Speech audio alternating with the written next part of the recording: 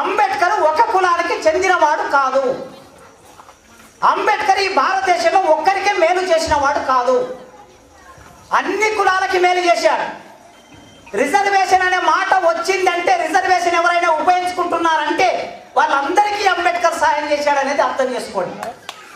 ఆ రోజు ఓటక్కు గురించి మాట్లాడినప్పుడు, భారత రాజ్యాంగ పరిషత్లో ఓటక్కు చర్చ వచ్చినప్పుడు గాంధీ గారు ఏమన్నారంటే,